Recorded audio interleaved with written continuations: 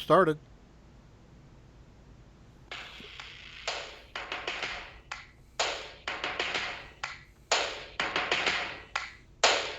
First things first, I'ma say all the words inside my head. I'm fired up and tired of the way that things have been. Oh, ooh, the way that things have been. Oh, ooh. Second thing, second, don't you tell me what you think that I can. All right, ladies and gentlemen, welcome to Nintendo Dads, episode 114. On this week's episode, we discuss all the latest Nintendo Switch information, including online functionality, voice chat. Oh, and by the way, did I mention that we have RogersBase here to discuss his hands-on impression and most recent appearance in the Nintendo Minute? Ladies and gentlemen, that was Believer by Imagine Dragons. Jesse, cue the music. Insert music here. Thank you. There wasn't that audio. There wasn't that audio marker. No one would know to insert music. There. All right. All right, ladies and gentlemen, welcome. Today it's February 1st, 2017. Guys, I am hyped to be here, and you are tuned in to the proper Nintendo podcast for all things Switch and all things parenting. I'm your host, Justin Masson. Joined with me today are some of the greatest men in podcasting around. Well, actually, I couldn't find them, but these three will also do. Ladies and gentlemen, first, Jesse Waldack. Jesse, how are you today, sir? I'm pretty good. Again, I always get not used to getting the second billing, so I get confused. You sir deserve more than a second billing. Speaking of a third billing, down deep south, our man, Mr. Marty Estes. Marty, how are you today, buddy? I am fantastic, ready to go. Excellent. I like it. Marty's a trooper. He's in some shoddy Wi-Fi on a training conventions. So thank you so much, sir. But speaking of not being shoddy or at a training convention, our special guest as always and frequent contributor to our show, RogersBase. Roger, how are you? I am doing wonderful, you guys. That was a beautiful segue right now. Not shoddy and not at a training convention. I normally get the wrong end of that of those segues.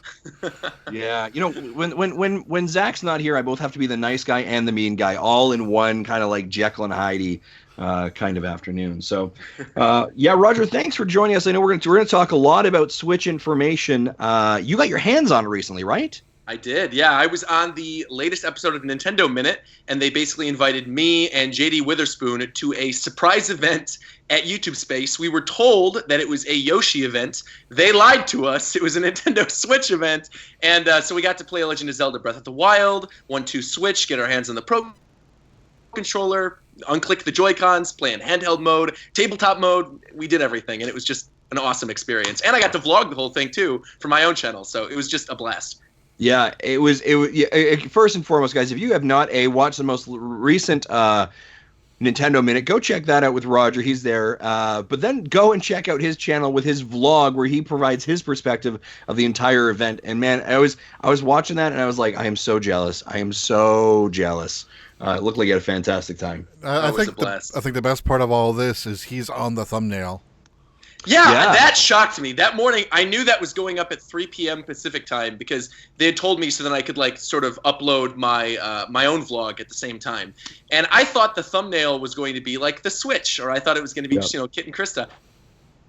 And so when I logged on and I refreshed and I saw it was me going, oh my God, looking at the Switch on the thumbnail on the official Nintendo channel, my heart fluttered like a little extra time that day. It was so good. I couldn't get over it. Yeah.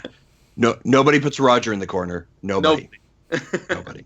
All right, excellent. Well, let's jump in. We got some news to talk about, but Roger, we definitely want to sink into your experience with the Switch, everything that you played, and talk about how good you are at indeed milking cows.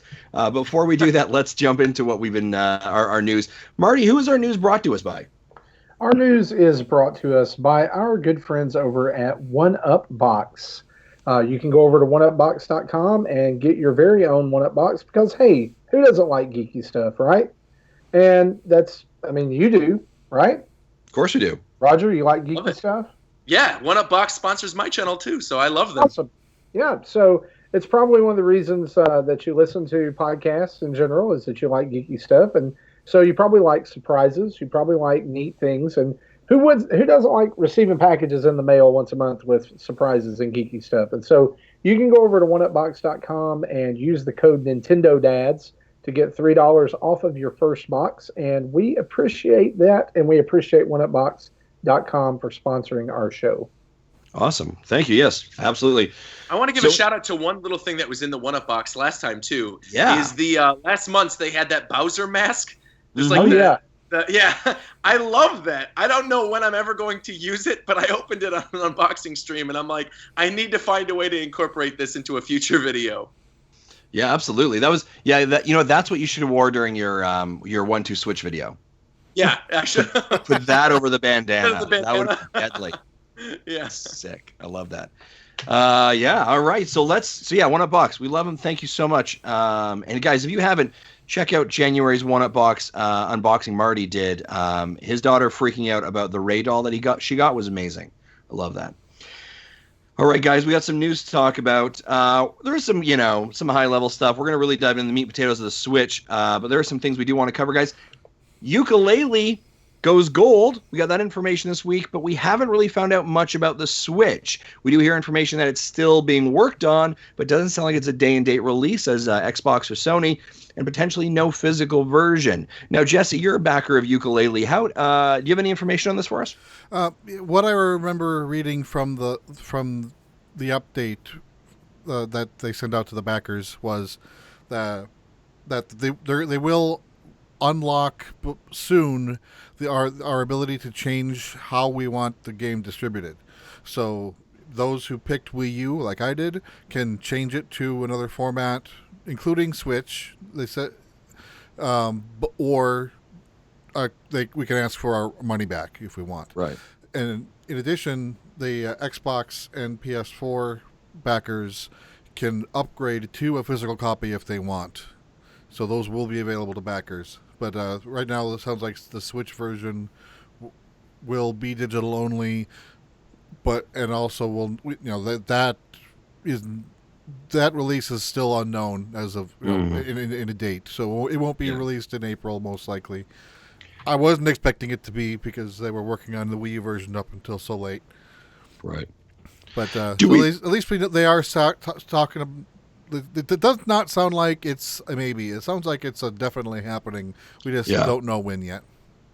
Do we think it's possible? And obviously, Playtronics has kind of mentioned that there's not going to be a physical version. Do we think it's possible that we could actually see a day-and-date digital release on the Switch with a physical shortly to follow afterwards? Because I think that day-and-date release is so important for third parties to get a hold of. And I think I don't know about you guys. I'd love to have this on the Switch the same day as everyone else. Roger, what about you? Are you interested in this game? Yeah, I mean, I'm a backer of Ukulele. I put a lot of money to it, and I really wanted it. I backed the Wii U version, and the second that I heard they canceled the Wii U version to make a Switch version, I was ecstatic. When I heard that a couple months ago, I was like, this is great. That's exactly what I want. And now I'm not so sure I feel the same way because I don't think the Switch version is going to be day and date. I think it's going to be a couple months later. And they're giving you the option right now to either get a refund on your backing. But I know I'm not going to do that because I know it's a game that I want. And so, it's like $15 was, I think, the amount of money that I put towards it. And so, honestly, it's like I'm not going to get a refund if I was going to buy it later, it'd be like $40. It makes no sense. I'm just going to keep that copy. But now my question is whether or not I'm going to stick with the Switch version and just hold out a couple months and say, I do want that Switch version for the digital code. Or if I'm going to say, you know what, I'm just going to bite the bullet and I'm going to exchange my Wii U version for a PS4 code. Because I love my PS4. I play my PS4 all the time. And so I might do that. I still haven't decided yet. But I think I kind of want to be able to play that game on the go. And I think it might be worth it for me to just hold out for the extra couple months for the Switch version so I could be able to play it on a plane or play it when I'm in line at Disneyland or whatever. So, Marty, what are your thoughts on this? Well, I was late to the game and I didn't back Ukulele. So that'll probably be a game that I pick up when it does come out on the Switch. But there's going to be enough for me to play when Switch comes out that I don't need one more game that I'm going to have to pay for. Sure. I'm probably not going to be ready for it in April anyway because we have Persona 5 coming out in 2 weeks, Zelda and the Switch coming out 3 weeks after that, and I probably will be playing Zelda for more than a month. Yeah, I'm thinking about my April schedule too, and really from March to April. I know with the Switch, I'm getting Breath of the Wild and 1-2 Switch. Then I know I'm getting Super Bomberman R and Puyo Puyo Mhm. Tetris. I'm getting an import copy of because that's at launch in Japan, but it's not here, and that's not something that really requires a lot of of localization. I could just play the Japanese version, and so I know I'm going to be playing that. And then in April is when Mario Kart 8 Deluxe comes out too, and on top of that, ARMS comes out in the spring, and Snipper Clips comes out in March. So that's 6 games that I know I'm going to be playing within the first 2 months of the Switch. And yeah, I guess when you guys put it like that, I could hold off a couple extra months, and I think I'll just keep the Switch version. Yeah. Yeah. So, speaking of ukulele, what about the rumor that Playtronics tweeted a possible amiibo picture today? Yeah, I was not even aware of this. What? yeah, I just dropped just it put in it in the chat for you. Okay, let me click. Yeah, I saw that as well. I don't like. Here's the thing: is I don't know whether that's them showing a potential prototype or whether that's some guy in the office who just happened to fool around and was good at customization, made something right. Any custom amiibo. I'd love to see a little bit more of Nintendo opening the doors to third parties for amiibo. As a matter of fact, Image Forum just yesterday tweeted out an image of Rusty as an amiibo as well. Looks like it was actually a customizer's amiibo that they happen to have on their shelf, but it may have been indicating that we may see a third-party amiibo again from them. Obviously, Shovel Knight was our first third-party amiibo from an indie perspective. I think Ukulele would be fantastic. I'd love to see them expanding that, but I don't know if amiibo is in the healthiest conditions right now to warrant, I guess I would say, the time and energy and marketing and build time it would take associated with that. When they did Shovel Knight was such a... Yeah, I was thinking about it. Wasn't there another third party that released an amiibo? I'm pretty sure in Japan there were Monster Hunter amiibos. Right, you are right. Yeah. Okay, Mhm.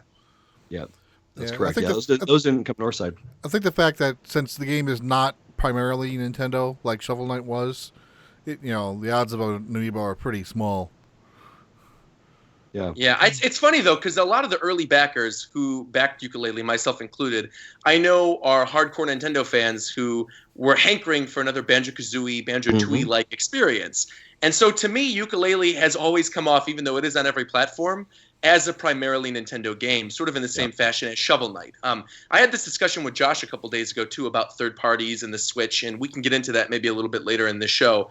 But I feel like Ukulele and Shovel Knight both have that special X factor when it comes to seeming like Nintendo properties and being Nintendo-esque games. They have like that magical, character-driven sort of aspect to them. And yeah, I do think a Ukulele amiibo would work. I'm thinking of all the other indie parties that are out there who would maybe release amiibos, and I do think this would be a good one.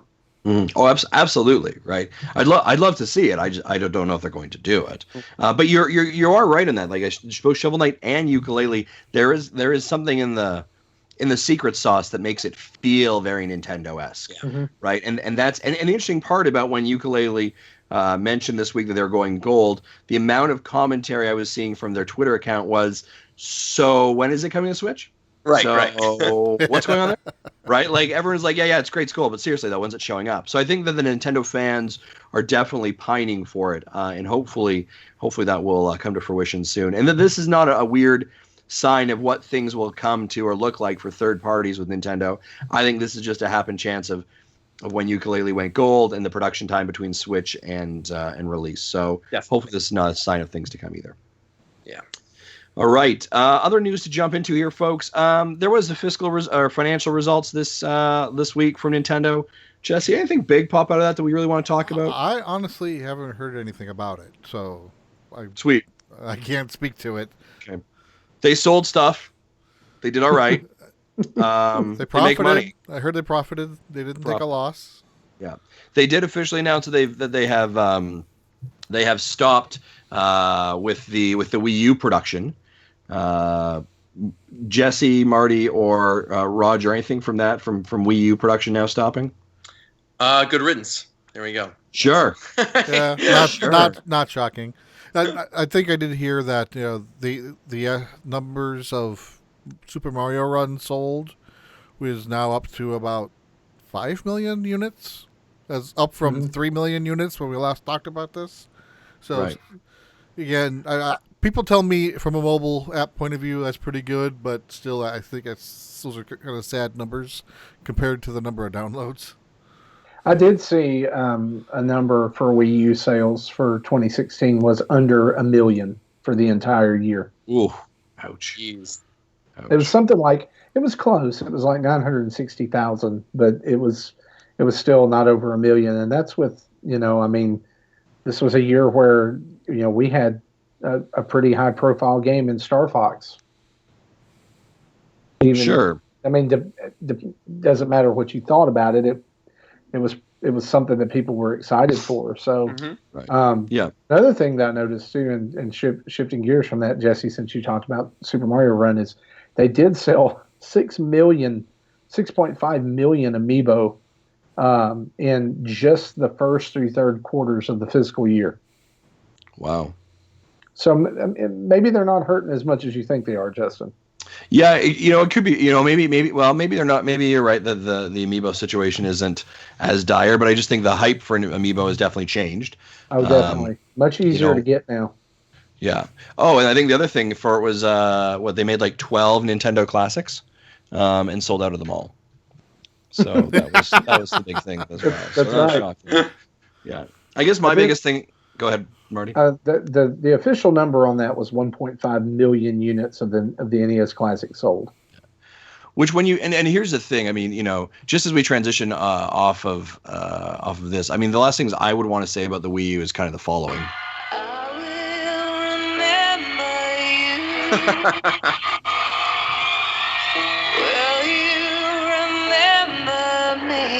Oh my gosh. If we're not getting copyright claimed, we are now. Sarah McLachlan wants all her money. Why is it that when you saw that, I saw like the Wii U as a sad little puppy in a cage? You two can sponsor this sad animal. This video game system. See, and it's funny because the dog thing would absolutely work for the Switch because of the puppy dog. I was going to say, was the puppy red and blue? Yeah, exactly. Which is interesting, like 1.5 million for the NES Classic. I mean, first and foremost, complete miss. Like, what the heck, Nintendo? Come on. And at least they are saying, like, yeah, we underestimated that one. But I think when you see something like 1.5, and you hear that Kimishima's original goal was 2 million Switches out in the wild, essentially, right? You can kind of see where this fevered pace has been to make sure that we have Switches. And if I recall correctly, basically sold out. Like you can't pre-order a Switch right now, if I remember correctly. And Kimishima has asked for more productions now to go in to get their stock chain reinvigorated. So it feels like they're being a bit cautious here, but I guess I'd rather them be cautiously optimistic than crazy on this one. Roger, are you concerned at all about quantity or accessibility of the Switch? I mean, from a selfish perspective, no, because I'm getting a Switch sent to me. So like, I'm not really too worried about that. But I mean, no, I'm not really, because I feel like this is genuine demand. Like, I think they're actually actively trying to bring out as many Switches as possible right now. And I don't think this is like manufacturer demand. Like that was sort of what happened with the NES Classic, is I think they realized that a lot of people would want it and they just didn't make enough. Whereas this, I think they are trying to make as much as they possibly can, and it's still going to end up selling out. So yeah, I actually think it's a pretty good narrative moving into the opening of the system. I think it harkens back to the days of the Wii era as opposed to the days of the Wii U era, where you could walk in the next day and pick up a Wii U in stores. So yeah, and Nintendo, I mean, we talked about before, is fantastic at creating artificial scarcity, right, for their products, and they always have been since the 80s, right? There's no shocker on that one.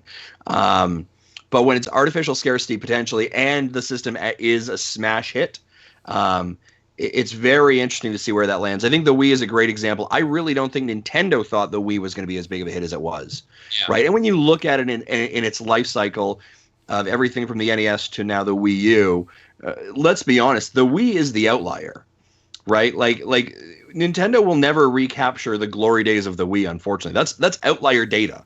Right, that's not the norm. That is completely unexpected. We need to understand. Nintendo has to be hopefully understand of what is appropriate levels of sales, right? So is that something like a 40 million number? Currently, we're saying at 14 million for the Wii U. So are we just like, wow, 15 million? Yeah, we're better than the Wii U, so we're all right. Like, see, what does that's that look funny. like? I think at least we're gonna double Wii. This is gonna be my bold prediction. I think within the first 2 years of the Switch, I think we're going to hit 24 million on the Switch. First 2 years? First 2 years. I think we're going to get 12 million per year. Yeah. What's your life cycle for it then? Let's do this, Roger. Let's presume it's a 4-year life cycle. Is that reasonable to think? Yeah. Well, actually, no. I would argue that it's going to be a longer life cycle than the Wii U, which was about a 4-year life cycle. I mean, you could argue that it was like 3. I would hope I would hope for at least 6. Yeah, I think it's going to be based on what Kimishima was talking about in his statement earlier today. It sounds like they're just going to iterate on the Switch. Yeah. It seems like that's a smart way to go about it too. Is I feel the Switch this holiday will come out. Maybe they'll package in like 1-2 Switch as a holiday thing, and then next year it'll still be the same package. But moving into maybe like 2019, I could see them releasing like a 4K dock separately. And they might have a new bundle, which would maybe be the same price as the Switch as it is now, that includes that 4K dock. But I think because they're selling the dock separately, that opens up the doors for them just basically saying, hey, here's this thing that's going to make your system more powerful and look better on the screen. And so they'll release the 4K dock separately. VR, too. Kimishima mentioned they're experimenting with VR. I think the Joy-Cons are perfect controllers for VR, and I ultimately think that maybe not soon, but within the next like 3-4 years, they'll probably have a VR headset for the Switch. And you slide that screen right in.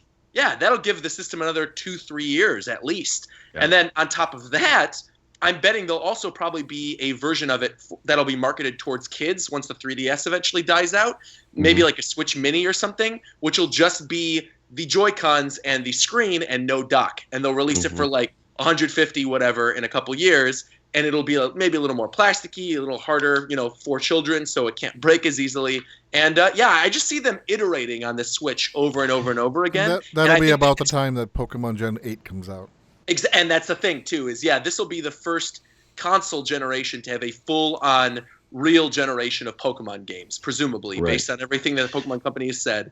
I think this thing is going to do gangbusters. So you're really seeing almost a PC-esque approach to, and a little bit of actually what Scorpio and Sony's moving into, right? This more just here's a little bit of a hardware bump, right? So you're basically saying that Nintendo's going to unpackage and uncompartmentalize pieces. So yeah, because I think with the Scorpio, I think this is the thing that Nintendo's doing that's smart compared to the Scorpio and the Pro. And this is speaking as somebody who loves my PS4 and was debating getting a PS4 Pro. The reason I did not get a PS4 Pro is because it's an entirely new system. If it was something that I just needed to plug into my USB port for my PS4 and it was an additional $100 and it did all the extra things the PS4 Pro did, I'd be much more inclined to actually buy that. But it's not. It's a full-on new system. And I think Nintendo realizes that there's only so many times you could do that. And yes, the hardcore will come. But unless it's a fully iterated new thing, similar to like the XL for the 3DS or the DSi for the DS, I think that's the way they're going to go about iterating on the Switch in the future. And so the life cycle I see for this isn't necessarily like a PC lifestyle. I see a lifestyle very similar to that of the DS or the 3DS, where they release new versions of the same system and then still basically count towards the overall unit shipped for that system. So I think first 2 years, 24 million, 25 million is actually reasonable. And lifetime, I'd say, 50 million. Yeah, I was thinking for a lifetime cycle of, and I was thinking I was going to be like 4 to 5. I was thinking around somewhere around 40 million. 40 to 45 mil. So I think that sounds pretty approachable as well. So I do agree with you, Roger. I do think they're going to do this unbundled approach. It feels like that's the way they're going. And I mean, and when you start, we've talked about it on our show before, and just that repricing of everything separately, right? That breaks down expensively. But if you only every 3 years have to be like, hey, the latest screen comes out, it's 4K screen, and I can pay $100 for that, boom, right? Because my Joy-Cons still slip in, my dock still works the same way.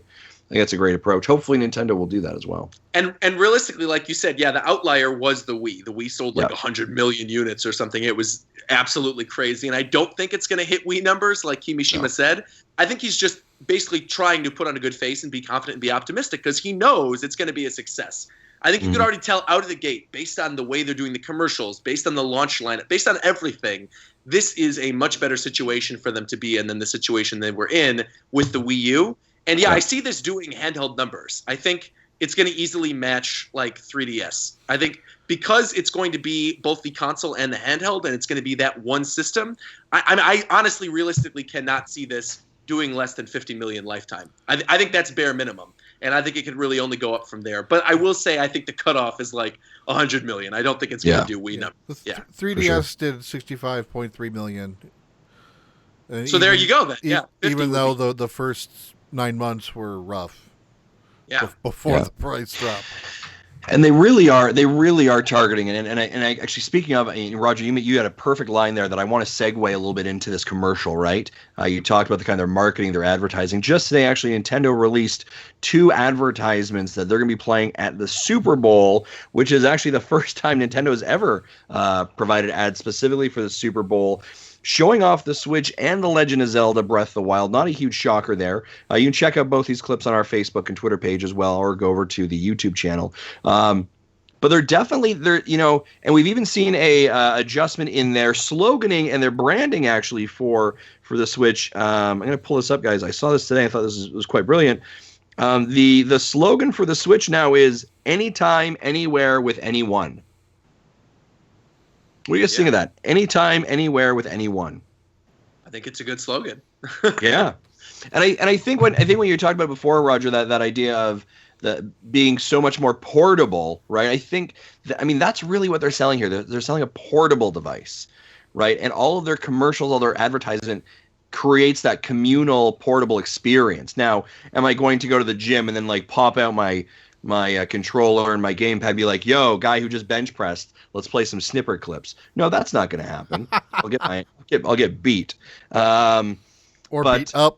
Beat up, right? So it definitely feels like they're making that transition. What are you guys like, Roger, as we're getting close to the launch, how do you think Nintendo's faring in relation to that marketing positioning with who they're trying to target? I think the extended cut of that Super Bowl commercial where you see families and you also see older people is, I think, ultimately what Nintendo wants. They want this to be both the kid system and the family system and the system for hardcore players. But if you look at the actual cut of the commercial that's being played during the Super Bowl, it's a grown man playing the system. There's not a child to be found in that commercial. Listen, you damn millennials, get out of my Nintendo Switch commercials, all right? You and your damn ideas, get out of here. Even if you go back to the original presentation for the Switch, remember that like original 3-second trailer? I mean, the 3-minute trailer, I should say. There were no children in that at all. It was all grown adults. And I think that is something they really want to push with the system, is that they do want to get that adult audience back, because they realize, just like you mentioned, you said those millennials, get those millennials out. Those millennials are the ones with discretionary income now who can, put down the money for a system, and they see a game like Mario Odyssey that looks like a true successor to the Mario game they played on N64, and they see Breath of the Wild, which looks like the next step, the open world Zelda game that they've wanted since Ocarina of Time. And then, come E3 time with Pokemon Stars, that heavily rumored Pokemon game. Oh, that's the Pokemon game I've always wanted on consoles. They're doing a really good job of speaking to that demographic, while at the same time not alienating the people with the Wii U, because, hey, look, that one game you all really liked on Wii U, Splatoon, we have a sequel for it just for you guys on the system. And they have kids in the extended cut playing with their families with things like ARMS and 1-2 Switch and Mario Kart. So, overall, I think they're taking a really good approach with the marketing with this system. And I also think the music choices have been mwah. You guys can't see my video, but I just did one of those Italian little, like when you eat good spaghetti. It's like the kind of little motion I made right now, because music choices just really been top notch. Yeah, I thought, and just for those that are referencing the top of the show, we did Imagine Dragons. I believe that's Believer. Believer is the title of that track there. I thought it was great. It was really upbeat. This is obviously not the first collaboration Nintendo's had with Imagine Dragons either. They did a bit at the Game Awards in 2014. The music, like they've been packaging really well. And I guess, Roger, as I was coming out of that first video in October, I was very concerned because we never saw children, essentially. Yeah. Right? I was like, whoa, what the hell's happening here? Get your IKEA and get off my rooftop, you dirty millennials. And that may actually be now the show title, Dirty Millennials. And then we go to the presentation. Excuse me. We do see more kids. And then actually on the website, they have a whole section devoted to families. So I guess here's a question. Are they doing a right proper marketing and managing, or are they kind of like trying to appease two groups and not really appeasing either one at the same time? Marty, what are your thoughts on kind of where Nintendo's landing at this? I think the marketing is fantastic. I do think it's interesting that the cut of the the Super Bowl trailer doesn't show any children, like you said. But think about who they're going to try to hit most with that commercial. Sure. The same people that are enjoying the GoDaddy commercials and some weird inappropriate Budweiser and Carl's Jr. commercials. Right. So it's cut a little more. I just got to say that, like, in watching those two commercials right before we came on the air, tonight to record, I was struck by how much better a job that 90-second commercial did at selling people on the Switch than the entire reveal presentation. It's a good and I mean, like, if I was watching that for the first time, I'm watching that and I'm going, every game looks fun. ARMS looks fun. 1-2 Switch looks like a blast. Mario Kart looks like fun. Splatoon looks like fun. And I think that's like the big picture that you're seeing there is it's fun. All of these people look like they're having an absolute blast playing this. And I just want to say about the music too. Like, if you listen to the words of that song, I mean, they couldn't have picked anything better. I'm going to make you a believer. What is Nintendo trying to do to people right now? They're trying to bring them back. And with the Switch, we're going to make you a believer. So to me, as a dad, here's the thing about marketing with a system like this. My kids are already going to play it. Right? Oh, yeah. It doesn't matter if it doesn't matter if kids are in the commercials. They're going to play it.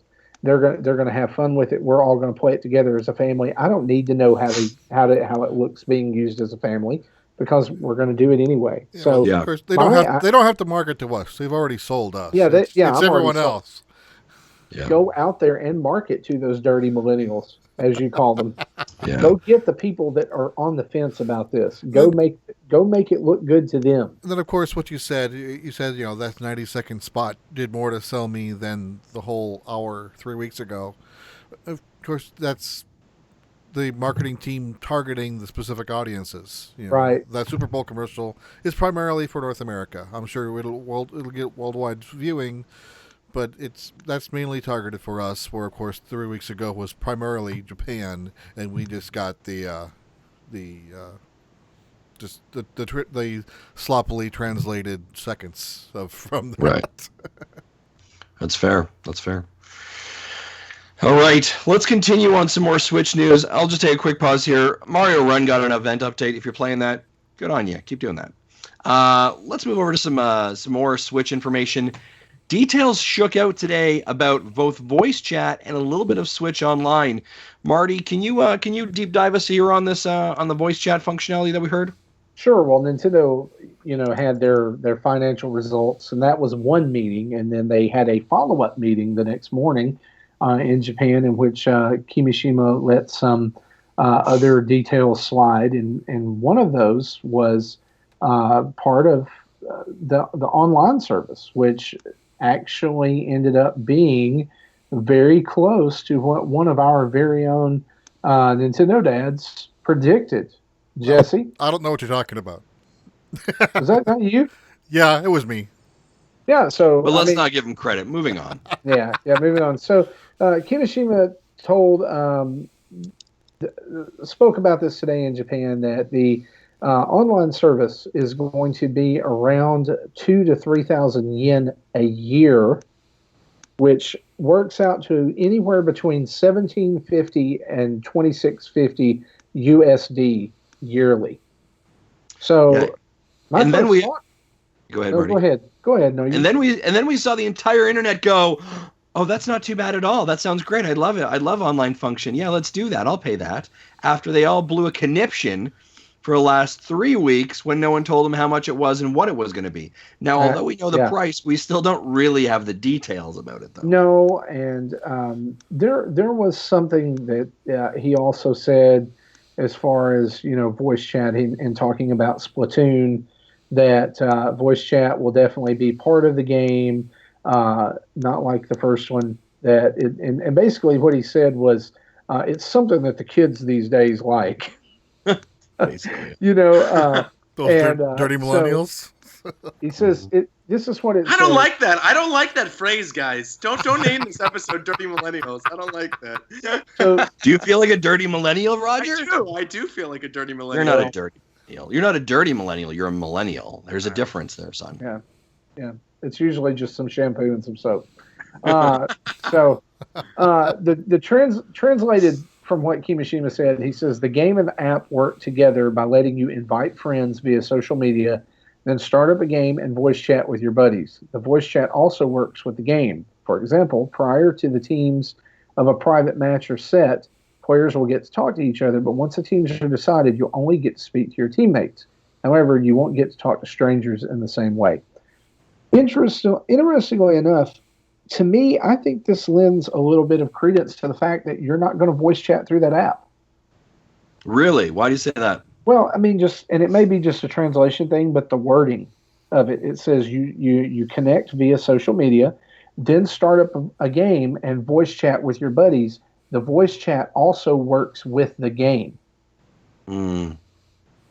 Interesting.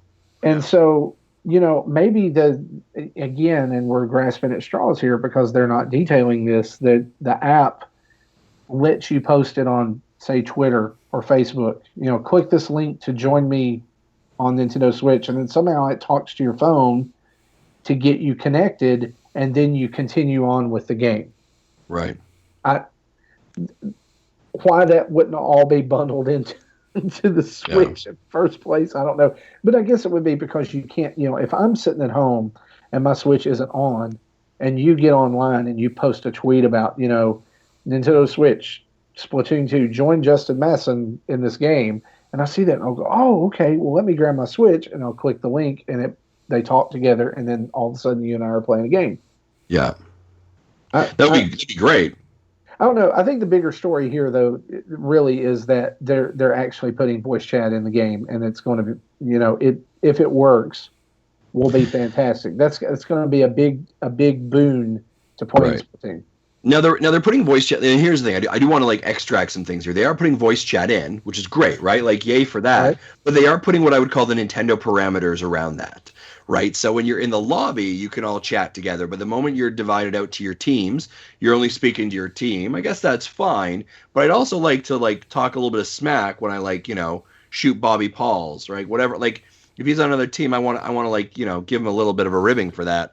And the other thing part of that is in a tactical game, you want to be able to talk to your team. But it's games like Mario Kart where there is no team.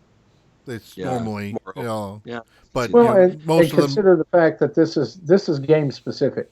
The way they've detailed this is just for Splatoon. Mario Kart could be different. Yeah. I do think, though, that's to transition into something else too that I really want to talk about. Is I do think all of this will be announced at some point very soon. I think within the next couple of weeks, Nintendo already said that we're going to find out more information about the online infrastructure and eShop and Virtual Console before the launch of the system. We only got 30 days left. And so I'm thinking middle of the month, February 15th is when all of this stuff will actually be revealed. So I don't think we're going to have to wait too long. But yeah, on the topic of the Splatoon lobbies and the voice chat through the app, I mean, I think it actually is pretty cool.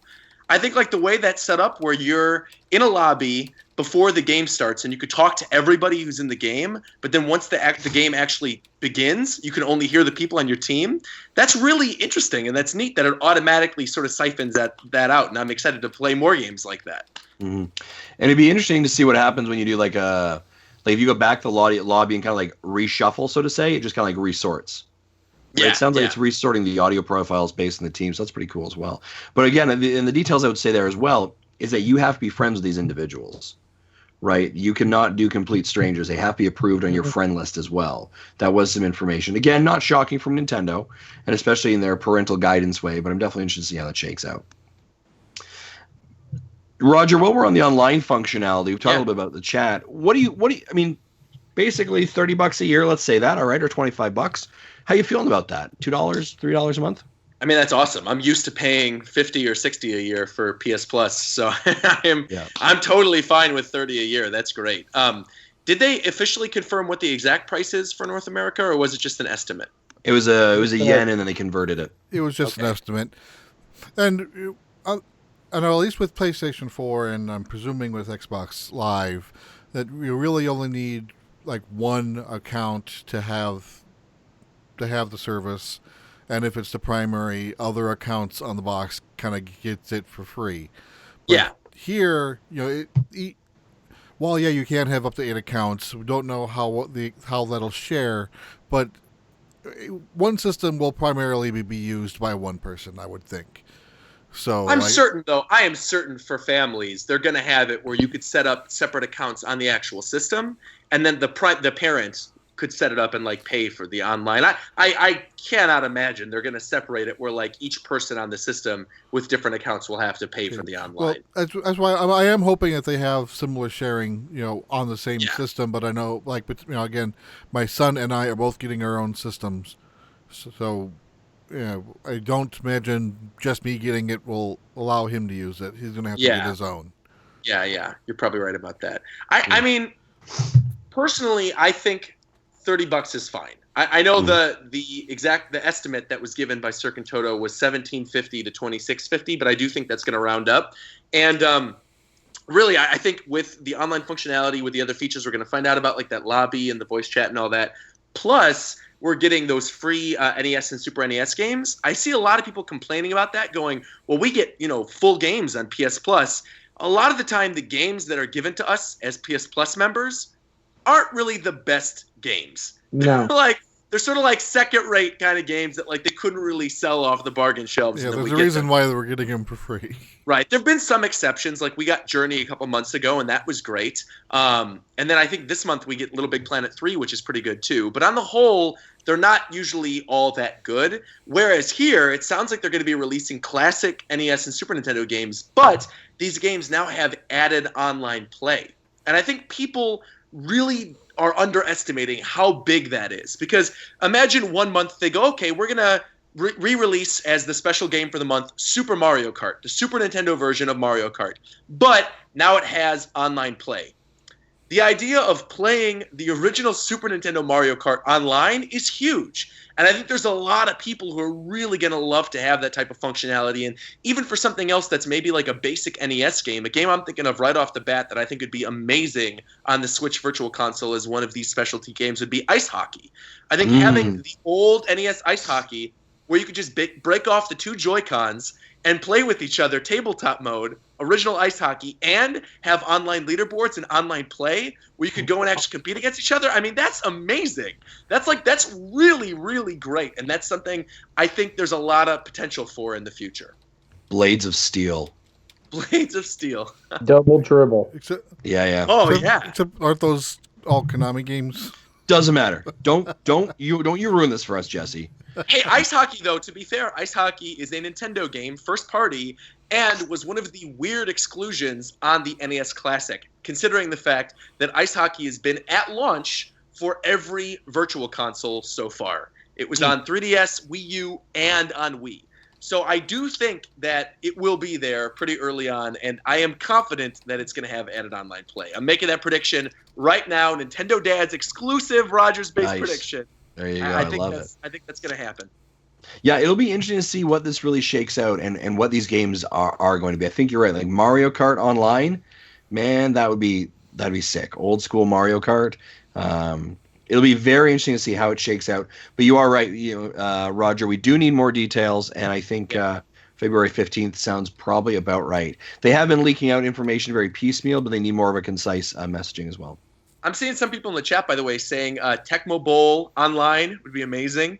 Double Dragon 2 online play. See, the ideas are just rolling out already. I think the Virtual Console this time around has the potential to really be great if they do end up adding some online features to these games. And I think they're going to have to, because this is something that not a lot of people are talking about, and I don't want to bring this up, but I think it's important when we're talking about it, is I don't think there's going to be any way to transfer your purchases from Wii U or Wii or 3DS to the Virtual Console on the Switch. And I think they need, if you have to buy those games again, they need to do something to those games to incentivize people to actually put down the $5 to buy those games again. And I think online play is the thing they're going to need. And moving forward, it sounds like through the Nintendo accounts, we are actually going to be able to have everything unified on one account. But yeah, I don't think there is going to be any sort of transfer service for people, which is why I haven't picked up any of the N64 games they've been releasing on Wii U Virtual Console recently. They've had a lot of them, and I am just like not falling for it because I know I won't be able to transfer them. Yeah. Do you think there's, I mean, not being able to transfer, do you think we're going to be able to do the upgrade? You mean where you pay like $1? Yeah, yeah. Like I don't think it's gonna. No. No, you're killing me here. No, I'm not. I think that's something that I know people don't want to talk about, and it's an unpopular opinion, but I truly believe we're not getting that. I think the quote-unquote ambassador program is going to be that like the first 6 months of the Switch, online play is going to be free, and all of the games that you get each month are also going to be free, and that you'll be able to keep them forever. And I think that's going to be the because if you look on even the most recent trailer that was put up today for the Super Bowl, there's a little thing on the bottom that says paid online play begins in fall.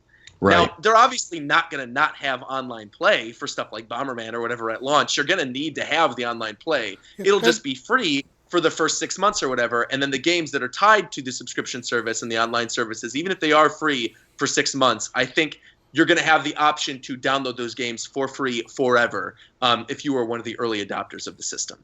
Yeah, absolutely. Santiago 316 pulls out F-Zero for the SNES Online. Oh, yes. and then he actually puts in brackets, drools continuously. Exactly Leaderboards for Super Metroid and A Link to the Past. Yeah, that's awesome. Yeah. Well done. Yeah, cool. Very cool stuff.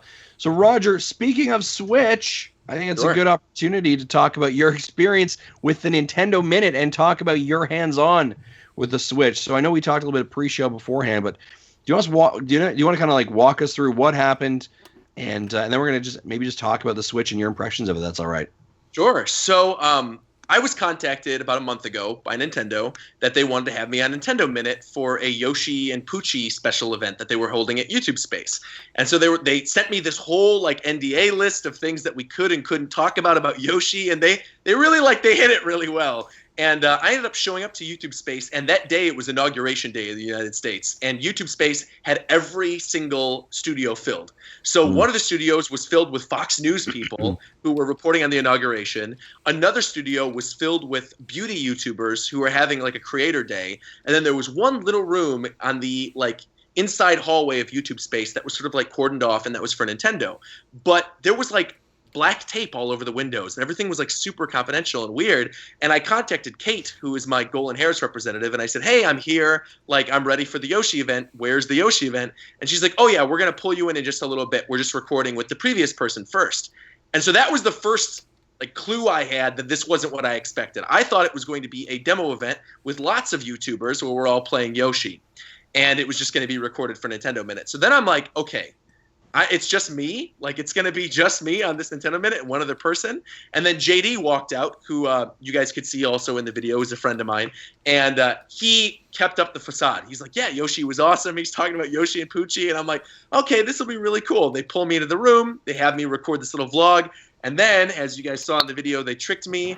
And they were like, hey, we're not playing Yoshi today. We are going to be giving you an exclusive look at the Nintendo Switch. And I pretty much lost my mind. I think it would have been better if you were like, no Yoshi, I'm out. Yeah, like, oh man. Well, to be fair, hey, shout outs to the people over at Nintendo.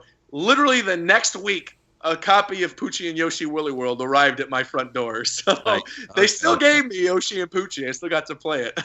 Good.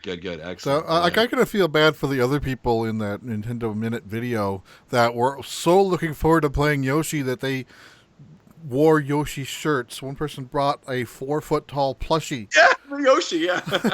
That's commitment. That is commitment, yeah. But I got to be honest, I'm happy that the Switch was what was there. Should have been like, so there's still really no Yoshi, right? Okay, well, I'm going home. Yeah. So let's talk. Excuse me, I'm losing my voice. So excited for you, I'm losing my voice.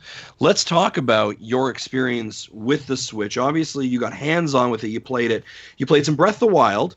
Yep. You played 1-2 Switch. Anything else you played that I missed there, Roger? No, those were the two main games they showed us. Yeah. So let's talk about it. What are some just general impressions, hands-on thoughts that you can talk about? Well, talk about Zelda for literally an hour. I think Zelda is going to be one of the best Zelda games of all time. And so because of that, I sort of want to move the discussion away from Zelda for a sec. Sure. And I want to highlight 1-2-Switch because that game genuinely impressed me.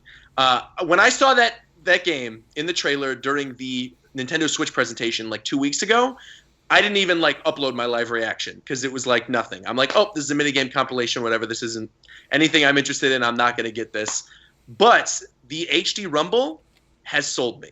And I think, Really?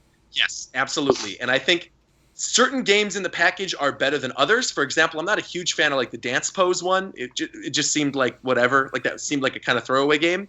But like the milking one was a lot of fun.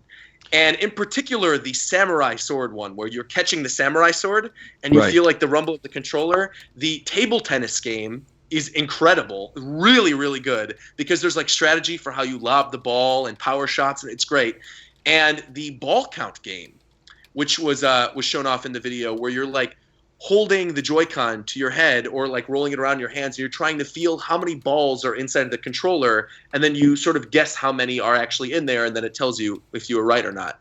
That game is scarily accurate, and me and Kit were Really? going back and forth playing it. Yeah, I don't know what the Nintendo magic is behind it, like where they could actually adjust the weight of the controller, and you're like feeling the actual balls roll around in there, but it works. It absolutely works. And yeah, I'm a believer now. Interesting. So let's talk about let's talk about 1-2-Switch for a second here. So much of it is Joy-Con related, obviously, right? Does the tablet, I mean, because you have the tablet standing there, right? The screen or the table mode. Are you getting any audio out of that? Is that telling you what to fire? Okay. Yeah. So the tablet actually has audio running out of it. You just slide the little volume slider, and they even did that in. I know it wasn't in the Nintendo Minute because they very quickly spliced together footage. But I had like a half-hour long vlog of my experience with lots of footage of both those games that I uploaded to my channel.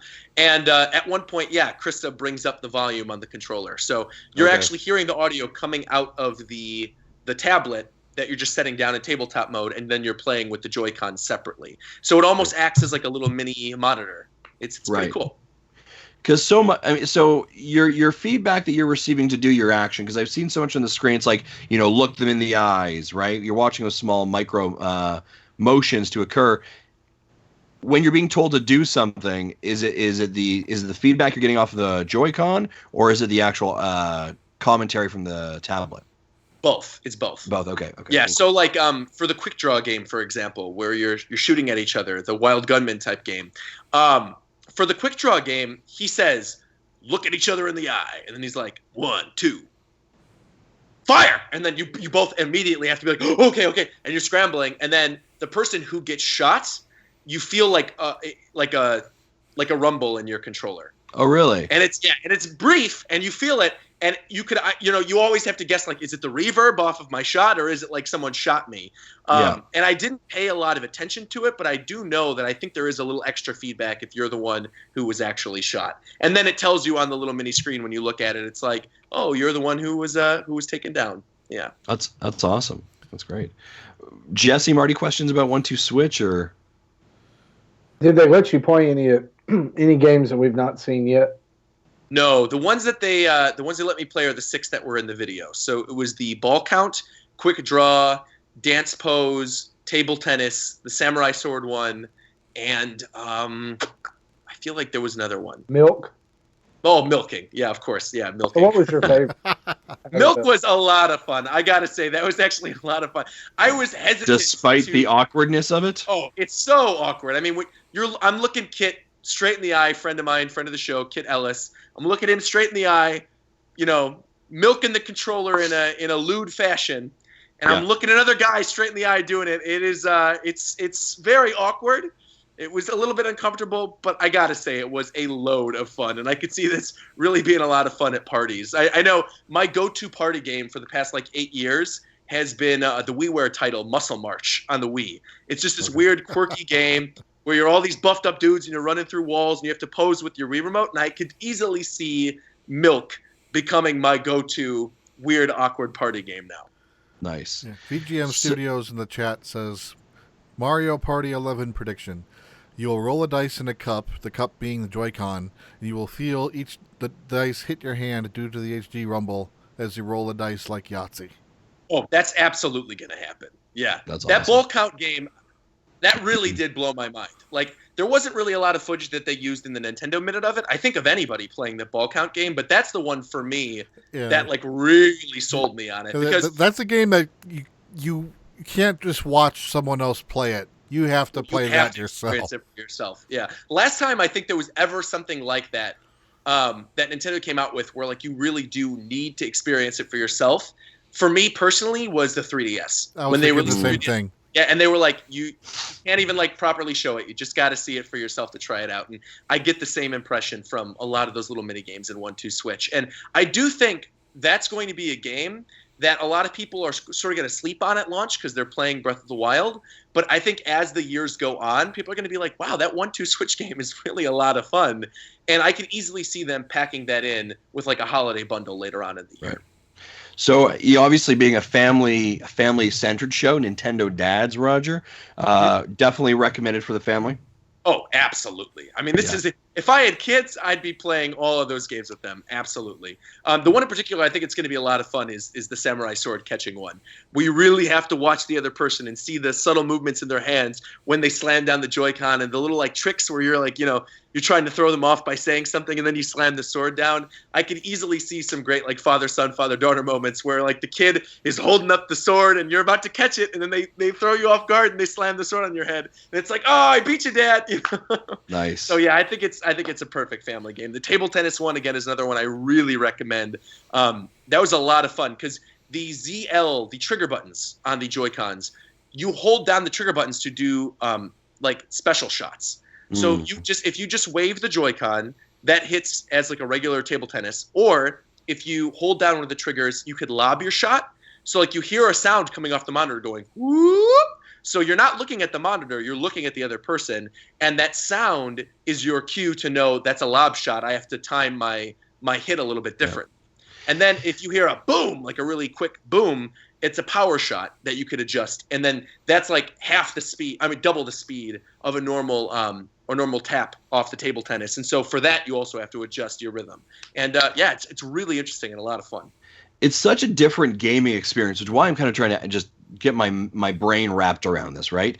Because we're so used to the stationary sitting in front of the screen, right, and doing our actions, whether it's bowling or playing any game, right? But to literally kind of have the screen in your peripheral vision, right, while you're looking at someone else, watching them, that's really fundamentally changing how we approach a gaming environment. I think it's very interesting to see how they're doing this.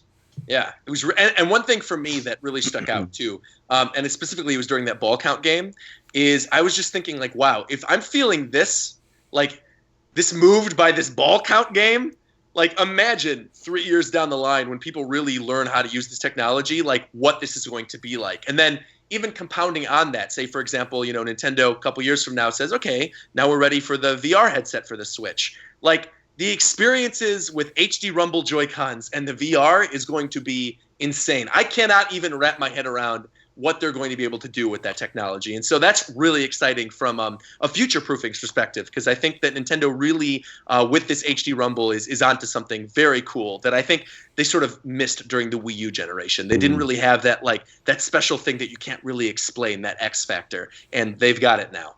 Right. Let's sit in the pocket there and talk a little bit about the Joy-Cons. We actually had a question that came in. Actually, we used the hashtag #RogersBase, and the question first they came in. They said, and this is from Manito 418. First says, "Hi, big fan." I presume he's talking to us, not you. Of course. How did it feel playing with the Joy-Con? Was the click satisfying, and how would you rate it on a scale of 1 to 10? I'm going to assume 1 is low, 10 being high. What are your thoughts on just the Joy-Con devices? My impression, Roger, before is they look very small. Like I don't have like gigantic, massive hands, but like they feel like they disappear very quickly. So I'm 6'1", and I have really big hands. I have big hands, I swear. Nothing wrong with my hands. I promise. My hands are beautiful, and they felt great in my hands. I mean, they felt really, really nice. They didn't feel – the first time I picked them up, this is actually important because I didn't even have this in my vlog. This is just something that like happened when we were recording with Kit and Krista. The first time I picked up the Joy-Cons and I unclicked them from the Switch and I put them into the Joy-Con grip, I had mentioned, wow, these feel really delicate because they're lighter than I expected. And Krista was like, no, they're not. Trust me, they're not. And then as I started to play with them and I got used to holding them, I realized they're really not. These are sturdy little pieces of hardware that then once you get used to using them really do feel like they have all the technology built into them. They don't feel like cheap little like add-on things. They feel like actual controllers, despite the actual physical size of the controller being smaller than like a Wii remote. So. Right. There almost appears to be sometimes a bit of it. Maybe it's just the way I'm seeing it, a bit of a plasticky look to them. Yeah, that doesn't come off at all. In fact, that's something I was worried about when I saw. It's weird, the neon versions. When I saw the red and blue ones, I was like, ooh, these seem kind of like kiddish, Fisher Price, if you will, and they were not that at all. I think these feel like technology. The Wii U gamepad felt like a Fisher Price toy. Right. These feel like new technology. And I think that's the best way that I could describe it. Okay. Nancy asks, is the neon Joy-Con really bright? So it actually sold me when I saw it in person. When I first saw that during the presentation, was like, ugh, I do not want that neon color at all. Give me the standard black and gray. But they had the neon one when we recorded the Nintendo Minute, and I was like, damn, I really hope they send me the neon color. So I think they really look nice in person. Yeah, they're really bright, but they're not like overtly saturated.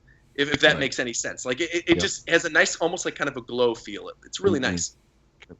VGM Studios asked how'd the HD Rumble feel. I think you've talked a little bit about that, but I don't know if there's anything else you want to add to that. Yeah, I'm just still blown away by it. I can't believe that like you can accurately count the amount of things rolling around in that controller. That's so weird. I don't even know like what the gameplay possibilities will be for that. But something I'm thinking of right away is like maybe you have the Joy-Cons in the Joy-Con grip, and you're playing something like Splatoon 2. And you know when you're low on ink in Splatoon, it makes that little sound where it's like ink, ink, ink, the little like click sound. It'd be cool if you actually could feel the controller getting lighter using the HD. And then you could feel that the tank is empty, and that's how you know you need to refill your ink. That'd be a really cool thing. I hope they implement. And then when you feel it, it kind of retransfers to like a weight almost. Yeah, you feel it like rumbling up and filling up. Yeah. Oh, that'd be awesome. No, that's too sick. Yeah, I hope they do it. Yeah. Manitino just asked, did you enjoy picking up the question block and seeing the Switch? But I don't think you did, correct? Or was it? No, you did. You did with Kit. That's right. Yeah, so I did with Kit, and people in the comments were like, "How could they not have seen the Switch on the TV?" I got to be honest, like that thing was pushed up against the TV, so we didn't see what it looked like. Like from the side the video was shown, it looks like you could see the Switch off the reflection. You couldn't. Like it was like closed up against because the block didn't have a backing to it. It was like you would just lift it up, so they had it like just up against the screen, and when we lifted it up, we saw the Switch there. I ended up losing my mind. And that block was really heavy. It was heavier. Yeah, it looks like a very solid wood block. Yeah, and it was funny because you could even hear Kit in the video going, "Oh my God, Roger left me hanging," because as soon as I saw the Switch, I dropped the block. I like freaked out. So Kit, very last minute, in order to not destroy the system, had to like muster his strength to pick up that thing by himself. Nice. Excellent. Yeah, it was funny. Another question that came through, kind of moving a little bit into more of your hands-on experience with it. Nancy asks again, did you feel any heat on the handheld mode? Any heat, like I'm gonna guess. You know, when you're playing an iPhone for a while, it begins to heat up sometimes, right? Oh yeah, no, not at all, not at all. And I played a solid half hour of Breath of the Wild on just handheld mode, so yeah, no, I didn't feel that at all. Okay. How heavy was the system? Did it feel heavy? It felt sturdy. I'd say it kind of feels the same weight of the gamepad, but redistributed. Because it doesn't have the like weird ridge on the back. So it actually is much smaller than the gamepad, which is something that I've seen people do their comparison shots of it, where it's like this is next to the gamepad and it looks almost the same size. But you need to remember that the gamepad has that ridge on the back and it's sort of pushing up the controller. In reality, the Switch doesn't to me feel much bigger than the gamepad. In fact, it feels like quite a bit smaller. I think the gamepad still is bigger than the Switch overall, but like the way, I can't even really explain this correctly, but like the width of the system and the depth of the system, because it's so small and because it almost feels like it's about the size of like an iPhone in terms of the width. It's just basically the size of the gamepad in terms of the screen. No, it felt very sturdy. It felt nice. It was a good solid weight. It didn't feel like it was like a cheap, like small thing, like it was too light, but it also didn't feel like it was like so heavy that I wouldn't want to like carry it around on a plane or something like that. I did answer this in the chat, but I'll say it for the listeners as well.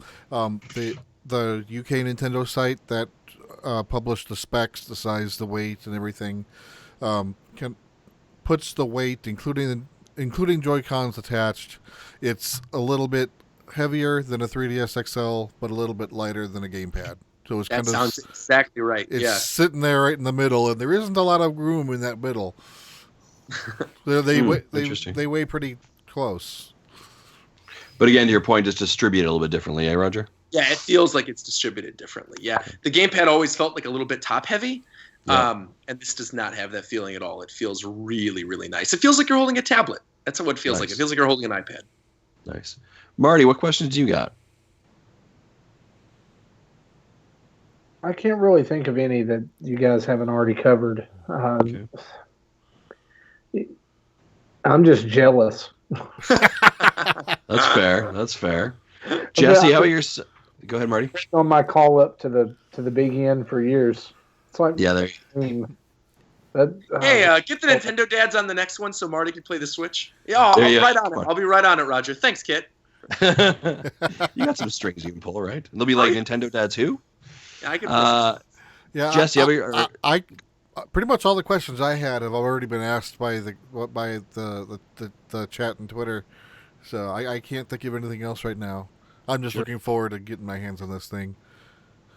Well, then I'm going to bend Roger's ears some more and ask him some more questions. So, Roger, as we I saw you playing a handheld for a while. Then you transitioned into using the Joy-Con grip. Yeah. What was that? That visually, that looks like a very clunky control. It's not. No, so the Joy-Con talk grip about that experience. Yeah, the Joy-Con grip is really comfortable. I had the option to play with the Pro Controller or the Joy-Con grip, and I picked up the Pro Controller a little bit later after we were done filming just to feel what it felt like. And that is an awesome controller. That feels like really comfortable in my hands. But the Joy-Con grip is also equally comfortable. It does look a little clunky and awkward when you're actually seeing it, but when you're holding it, it doesn't at all.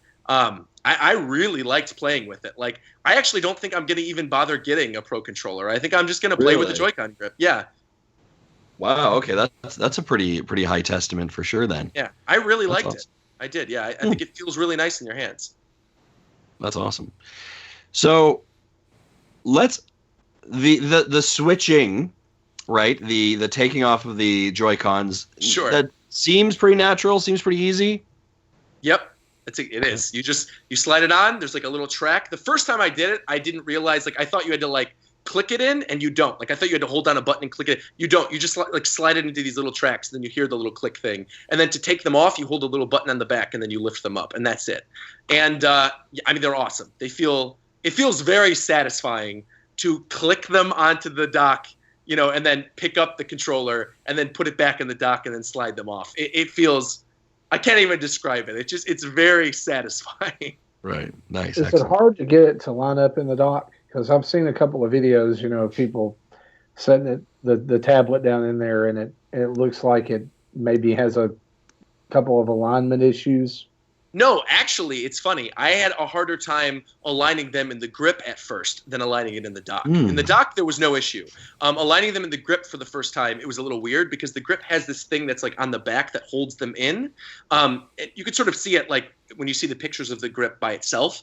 It's like this little extra area in the back that like sort of curves over to give the like picture of a full controller.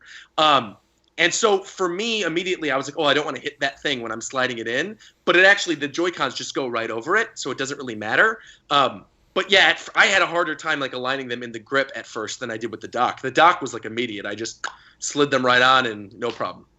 I think you may have misunderstood. I'm sorry, but like, did you get to set the system itself down into the dock. Yeah, and that also was not a So problem. yeah, what I was saying was I'd seen a couple of videos where like some devs were having to do like some readjustment of the tablet part in the dock to get it to go up to the screen. Oh So yeah, no. The worked. one time I actually put it back into the system, like as a whole, and then clicked off the Joy-Cons, it felt really natural. Yeah. I Yeah, can't no wait issue. till March 3rd. Yeah. March 3rd. There you go. So I gotta, I know we've been bending your ear, and I'll ask you, Roger, how far you want to go in this conversation with Breath of the Wild. Oh, Breath of the Wild on the Switch, and like you said, this could be a 4-hour podcast, but like, you played it on the Wii U at E3, you've now played it on the Switch. How are you feeling about it? What are your general impressions, thoughts? How does it feel controlling it with the Switch, both in handheld mode, but I guess then back in the kind of the Joy-Con base controller? Okay, so you're throwing a lot of questions at me. So here's my very first thing that I think is really important, and I think something that people want to hear. If you love Zelda games and you want to play Breath of the Wild, you're doing yourself a disservice if you're buying the Wii U version. It is far and away the superior version. Having played the Wii U demo at E3 multiple times and then played the Switch demo, there is no comparison. I mean, it runs better. It is cleaner. It is beautiful on the screen. It's running, I think, at like 900 frames per second. It looks really nice. All the individual blades of grass, the lighting effects, the draw distance is substantially better. There was sort of this like fog in the Wii U version that would sort of go over like after a while the draw distance, and that is not the case in the Switch version at all. You can see everywhere, and you could go anywhere you look, and it is just a really cool experience, and I think it's something that is going to make this game probably one of the best Zelda games of all time. Another thing I really liked, though, was the combat. The combat is really fun because it basically adjusts on the fly based on what you have in your inventory. So, for example, you could just run past the old man at the beginning of the demo like I did during the Nintendo Minute because I already played that part of the demo back at E3, so I knew you talk to the old man, you go to the temple or whatever. I didn't want to do that. I didn't want to climb up and see the vista. I wanted to like actually explore. And so what I did was I went past him and I picked up a woodcutter's axe. And this was seen a little bit in the Nintendo Minute video, but there's a lot of it in my vlog where I'm just like running through the game, smacking down bokoblins with this axe. And then at one point I realized, wait a minute, I could use the same controls that you use to shoot an arrow to actually chuck the axe at somebody's head. And so I did that, and I threw the axe at somebody and it killed them immediately. And I was like, that is really cool. And then that bokoblin dropped a bow and arrow, so I picked up the bow, and then I was like, sniping from behind, shooting arrows. The gameplay feels so natural. It really feels like you're on an adventure this time around. It doesn't really feel like I'm going to this location to get the bow and arrow, and then I'm going to this location to open a chest to get the arrows. Everything happens really naturally within the game. You battle an enemy, you pick up their weapon, you use that weapon, you get to the next weapon, you save weapons that are important to you, you don't use them too much so the swords don't break, you then build upon those weapons. It's a really different weapon item inventory system from anything that's been in a Zelda game before, and that was my biggest takeaway, was definitely like how you use items. Stamina is another huge thing. I completely messed up when I was playing this demo. I was playing it as if I was playing Skyward Sword, where you basically have like unlimited stamina, then the stamina runs down, and you've got a little bit of time to sort of get your stamina back. When you run out of stamina in this game, if you're in the water, you die immediately. If you run out of stamina and somebody hits you, you die immediately. There's like a lot of stuff that happens with the stamina in this game that I realized, okay, I need to be careful. And the nice thing is there's stuff all around you, mushrooms and different, food items and things like that, that so long as you're heavily stocked up on them, you just press the pause button, you eat a mushroom, your stamina's back, and you're good to go. And you're definitely going to need to stock up on items when you're like climbing up those giant cliffs, because your stamina runs down really, really fast. And so it's going to be funny to sort of go on these giant treks where you're mountain climbing with Link, and then every, maybe 15 seconds or so, you're pressing the pause button to eat another mushroom so you could just get a little bit higher up the cliff. And I know that's something I'm going to want to do, is to try to get the verticality aspect of it and trying to see exactly how high I could climb with however many mushrooms I find. Yeah, I remember seeing in the video you got a little excited and you kind of did a little hop over a fence thing, and there was nothing but air on the other side. Yeah, I jumped. So there was an area where I was in a castle above a valley, and it was a really steep valley, and there were like there was like fog and clouds underneath this valley. There really wasn't anything else down there. And I went, oh, that looks neat. And right as I climbed over, I fall down into that valley, and I immediately died. And I'm like, okay, I can't make the mistake again. And then the second I turned on the game and I got back to where I was, I climbed up, and then I almost fell off again. And I'm like, no, I gotta be careful. So yes, there's a great question, Roger. For when you die, is it a respawn for where you just died, or do you have to kind of restart from where? Yeah. So you have like little checkpoints. Whenever you get to a new location, there's a little like a little thing that comes up on the screen, like you just arrived at the sluice, or you just arrived at like the garden or whatever. And then you pick up from that point with the inventory you had at that point. Mm. So at one point in the demo, I actually broke my axe because I threw it at somebody and it broke. And I also ended up blowing up myself because I was pushing a boulder down a hill and I hit this giant thing of fire, and I ended up setting myself on fire, and then all my inventory was gone. It was not good. And when I died after that, I picked up from the checkpoint before I pushed the boulder, so I still had the axe and I still had my bow and arrow. So it sounds like Xenoblade, the checkpoint system in that. Yeah, the checkpoint system in Xenoblade. Yeah, that's a really good example. Yeah, it's like when you get to a new area in Xenoblade and it says, oh, you're at this portion of Gower Plain or whatever, that's where your checkpoint picks up. Yeah. Actually, that makes awesome. A lot of sense, too, considering the fact that Monolith Soft was helping with the open world aspects of this game. So I'm betting they probably took the checkpoint thing from Xenoblade. That's a very good point, Jesse. Nice job, Jesse. You're welcome. Yay for the win. Nice. Any other kind of thoughts or impressions? Yeah, I will say the sound design is awesome. Yeah. That's something not a lot of people are talking about. The sound design of that game is just great, especially when you're coming off of the TV and you're playing it, on the TV, holding it with the Joy-Con grip, and you hear just like the chirps of birds and like the rustle of the grass and the wildlife. Like it's visceral. It really feels visceral, and that's something I haven't really had from a Zelda game before. I felt like a little bit of that with the wind in Skyward Sword when you're flying around your Loftwing, but this is like a whole nother level. I mean, this feels like you are in a world. You're completely immersed in this beautiful kingdom filled with like these lush environments. It's unlike anything else I've ever played. Do you think, Roger, that it's almost too much of a divergence from the formula that people have known Zelda to be, that this becomes so foreign that it's uncomfortable? Or because there was even a thing in the demo that I played where it was like, look at your Sheikah slate for your new location. So you could easily follow the story, mm-hmm. and just play through the regular story, going, to dungeons and certain shrines and getting certain items. You could play the game like that if you want to, just by looking at your Sheikah slate by telling you your next location. Or if you don't want to do that and you do want to sort of explore more, you don't have to. You could look at your Sheikah slate whenever you want. You could just explore on your own. You could go anywhere. You could go to a mini shrine, pick up items on your own before you go to the first location. It really is up to the player. Nice. Yeah. Fantastic. I like it. Gentlemen, any other questions for Roger? No. All right, excellent. Nope. Yeah, man, this is all so jealous. Cannot wait for March 3rd. This is getting me so hyped. I have the whole day off that day, so I am plunking in to play this. I haven't requested it off yet, but I probably should. Yeah. Cool. Excellent. Any other questions, final questions in the chat for RogersBase experience, guys? Anyone we missed? Yeah, throw them on out, and I'll do my best to answer them. One other thing I'll mention while we're talking and waiting for other questions in the chat too is just the feel of the system itself. This isn't really something that you could like capture in a video, but I felt a very strong reaction like to playing this system that I didn't feel when I played Wii U, and I think that's a really good sign. And it's hard to like clarify what I mean by that, but what I mean is that while I was actually experiencing the system, and I might have been like a little shocked because it's a new thing, I hadn't played it before, and I was a little like blown away by it. But there's like a feeling of discovery that comes from playing the Switch that I feel like wasn't there with the Wii U.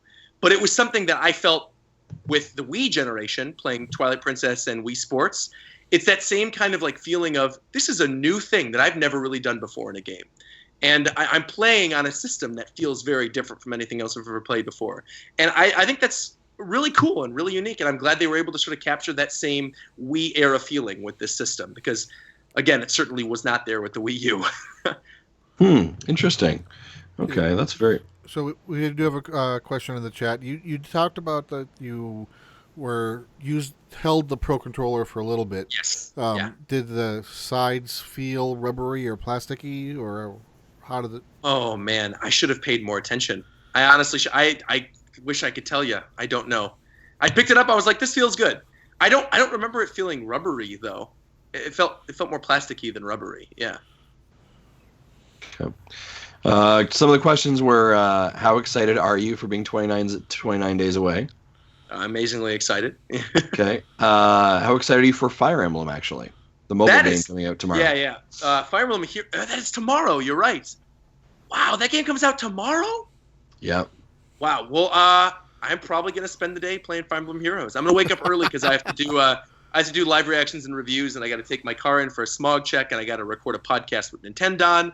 But once all that is done, I'm going to set aside a couple hours for myself to play some Fire Emblem Heroes. I'm very excited. And I'm also very excited for Warriors, Fire Emblem Warriors. I'm a big fan of Hyrule Warriors, and I love Fire Emblem, so natural fit for me. And I'm also super stoked for Fire Emblem on the Switch coming in 2018, and I'm stoked for the Gaiden remake in just a couple months on the 3DS. So lots of good Fire Emblem stuff on the pipeline. Nice. Manito in the chat used hashtag milked with Kit, and hopefully we can get that trending somewhere. I hope not. With Kit. That's fantastic. I don't want that trending. I'm trying to think if there's anything else going on here. Do you think that the system will sell more once it gets in the consumer's hands, and consumer conversations occur? Much like the Wii, you talked about that. That's something we talked about a little bit earlier on the show, and yeah, I definitely think this is one of those instances where when you play it for yourself, you realize, man, I need one of these. Yeah. Yeah. And the final question that comes in is, how excited are you for Super Mario Odyssey now that you've played the Switch? So I did not get a chance to play Super Mario Odyssey, obviously. But I just recorded a video with the BitBlock, who is always a frequent guest on Nintendo Dads. And we just recorded a video of the 4 real-life locations that we'd love to see incorporated into worlds in Super Mario Odyssey. Because the more I've analyzed that trailer and I've looked at that footage, it does seem like the levels this time around are based on real-world locations, with the only exception of that being that weird cooking level. Beyond that, that like lush forest area, that Egyptian ancient aliens area, the area with the little skeletons with sombreros that looks like Mexico, New Donk City being based off New York. I do feel like a lot of the worlds in Odyssey are going to be based on like real life locations. And some of the ideas, just to throw them out there as a teaser for the video that's going up on Josh's channel, is we talked about Italy, for example. This could be the first time that Mario actually goes to Italy. That would make a lot of sense. Maybe like a Venetian type of level with canals and little toads and their little rowboats wearing their little, awesome. Venetian outfits would be great. Maybe with like some type of cooking aspect as well. Maybe that would be like where that cooking area is. Maybe that's like part of a mini game in an Italian area or something. A Caribbean level would be really cool with like pirate toads and with pirate Goombas and pirate Koopas, and you're jumping from ship to ship, sort of like a Dire Docks level would be really neat. And one of the other ones we brought up as well was maybe an area, if we already have New York City, like a Hollywood area. And the Hollywood theme would be a movie studio. So you're basically bouncing around stages, like sound stages, into these different locations that look like sets. And then that would be a really cool way to sort of reference Super Mario Brothers 3. I was going to say one of them needs to look like Mario 3. Absolutely, with like the cutouts and everything. And I actually think that'd be a really cool idea. That's awesome. Love that idea. Yeah, definitely so much coming in the pipeline for the Switch over the next several, at least the next 9 months to a year, that we are going to be awfully busy. Yeah. And that lineup just continues to get blown out every single what feels like day. There are more developers releasing content saying that we are developing games for the Switch. So there were 2 that Snake indies, Pass right? game. Yeah, so that Snake Pass game from Sumo Digital, who are the guys behind Disney Infinity, that's their first ever new IP, and they're developing it for the Switch. It's on other platforms, but it's going to be on the Switch, and it looks almost like a Banjo-Kazooie-esque 3D platformer, but with real-life snake physics. I recommend looking at that trailer for yourself. This was a game, I saw it posted on NeoGAF this morning. I thought, oh, this is a new game for the Switch. I'll check out the trailer. It looks really, really unique. It gives me the same kind of like vibe I'm getting from Yooka-Laylee, but It's like a snake and a hummingbird instead of a bat and a lizard. So check out Snake Pass. That looks cool. And then the other one, too, that was just announced today is the You Don't Know Jack developers are bringing the Jack boxes to Switch as well. And that's like such a perfect choice for a game to put on the Switch. That's like a perfect party game. So I'm happy they're supporting it as well. And just kind of wrapping up here as we kind of bridged over to third parties, when you're hearing this much third party support and kind of groundswell, do we feel like Nintendo's getting back to where they need to be for third party support, or is everybody kind of cautiously dipping their toe in? I think indies are totally onto this. I think they see that this is an opportunity for them to sort of blow up, and this is an opportunity for indies to really show their stuff and be like, hey, we're going to be the first ones in the system. We're going to be the first third parties supporting it. And I think the third parties that are supporting it now, I've seen a lot of people making the argument that like, oh, this doesn't have those third party games that I want. This doesn't have Call of Duty. This doesn't have whatever. I'd make the argument that it doesn't have those games. It doesn't have all the third party support.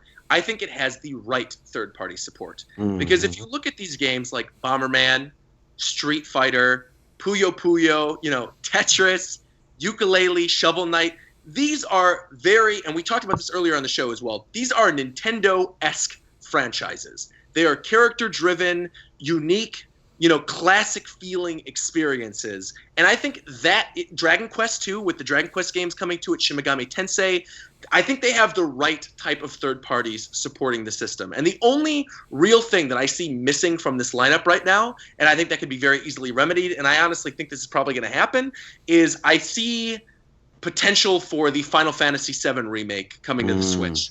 I think that's something that with Cloud and Smash Brothers, it's probably going to happen. And I think the only reason that wasn't like teased during the Switch presentation was probably because there's some type of exclusivity deal for the time being with Sony. But if the Switch is a success, I definitely think we're getting Final Fantasy VII on the Switch. Nice. That'd be awesome. Yeah. But even like that Octopath game, no one's talking about that game. That looks amazing. That's from I'm so confused about that game right now. Yeah, that game is from the Bravely Default developers. The people from the team that did Bravely Default over at Square Enix, but it's sort of like a 2D, 3D pixel RPG. Yeah, it's like Chrono Trigger with lighting effects. Yeah, and right there, like you just said, Chrono Trigger, and like that's one of my top 5 favorite games of all time. So to see something that looks even a little bit like Chrono Trigger warms my heart, and knowing that's a Nintendo exclusive, I think that's awesome. When's the drop date on that? Next year, I think. Or I think it's early next year. Yeah. Okay. See, I got a very Final Fantasy III vibe from it. Oh, or definitely, like the old 6, retro. However you really want to number them. Yeah, the Super Nintendo ones. Yeah. Yeah. 6. It looked very much like that first village that you go to or the first town you go to where Terra finds the first Esper. Yeah, it does. It looked a whole lot like that. Oh man, I want this look so bad. Right. There's one more question that I think we should ask. Sure. I like this one. I think you touched a little bit about it. Did the Switch feel fragile? Can I trust a kid with it, or do I need to be a parental control Bowser and keep a close eye on those who might break it? Great shout out! Great shout out! That for is a great shout out. That's why I wanted to say it. Yeah. I don't think it feels fragile, but I would be hesitant to give it to my own child because the screen is real nice, and I don't want that thing messed up. But then again, we live in the era where kids are playing with iPhones and iPads. So, I mean, it's no different from handing a kid an iPad. If you trust your kid to hold an iPad, you could trust them to hold the Switch.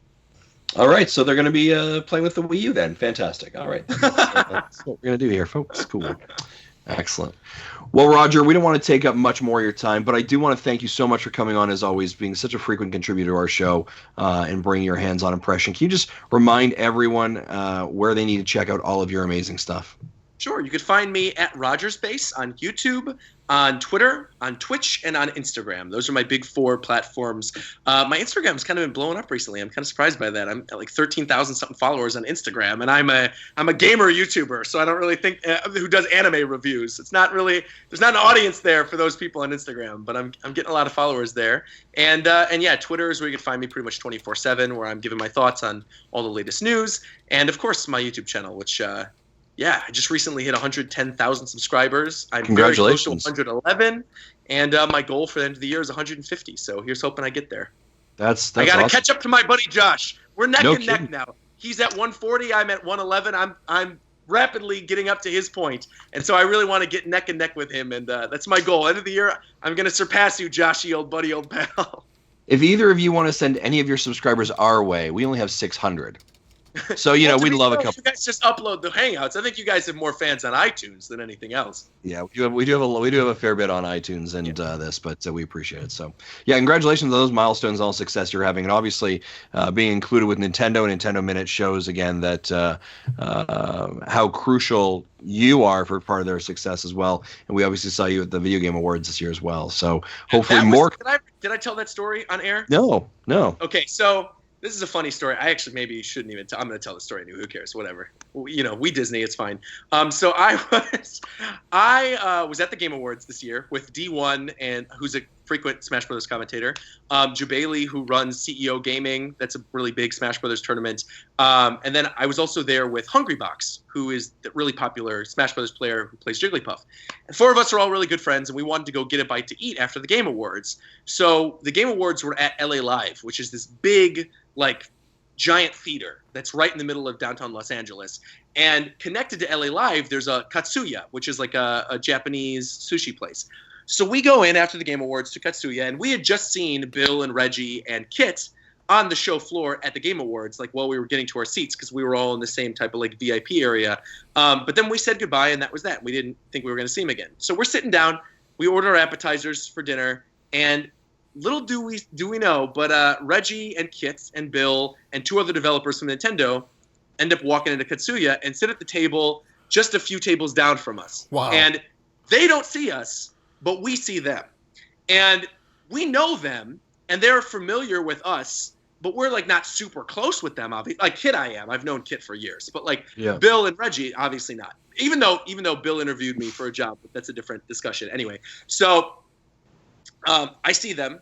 D1 sees them, and D1, being the, la-di-da Twitch employee that he is, with all the special perks of an expense account, goes, wouldn't it be fun if we buy a bottle of sake for their table? If we just, we don't say anything, we just buy a bottle of sake for their table, and we tell the guy who's like the host to point at our table. And they're going to know who we are. It's just but we're just going to buy them a bottle of sake. And they're like, okay. Nice. And mind you, at this point, we had ordered the bottle of sake, but we see that another bottle of sake had already been delivered to the table. So now they're loaded with the sake, and our other friend Nadine, who was with us, starts videotaping. She starts she pulls out her phone and she starts recording.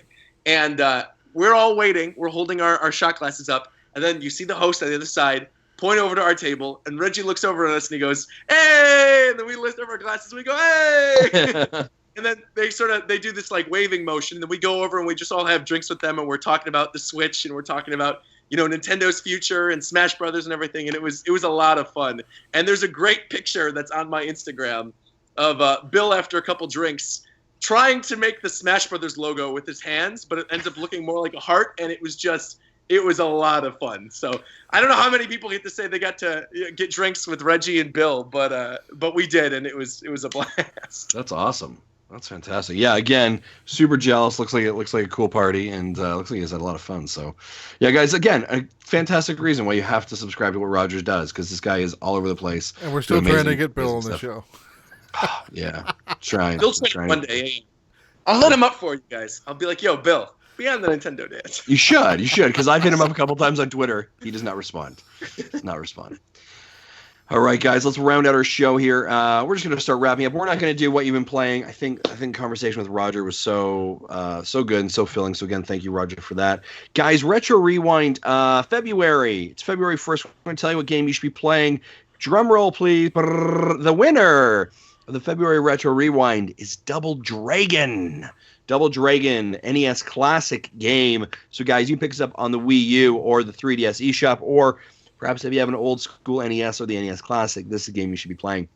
A couple other shout-outs. Huge shout-out to Tim, Sheldon, and Dave, our exclusive Patreon producers who help us keep us live and independent and on the air every single week, creating amazing content. Thank you to our exclusive producers, but also thank you to every single person that throws $1 our way every single month to create amazing content. We have some huge plans in 2017. And we are so thankful for your Patreon support. If you'd like to support us, head over to patreon.com/NintendoDads. And just as we wrap out, a couple things to be aware of, guys. You can follow us on Twitter, Facebook, and Instagram at Nintendo Dads. You can email us at nintendodads@gmail.com.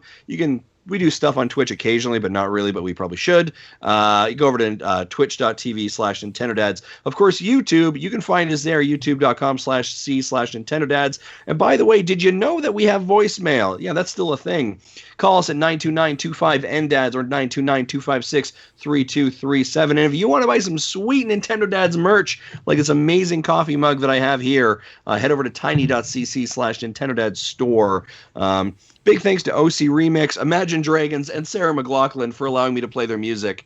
I didn't ask, but I did anyways. If you're interested in subscribing to our podcast, head over to iTunes, Stitcher, Google Play, and check us out on VG Tribune. And of course, if you want to change the world, give us a 5-star review, because you know what? I think we're sometimes worth it.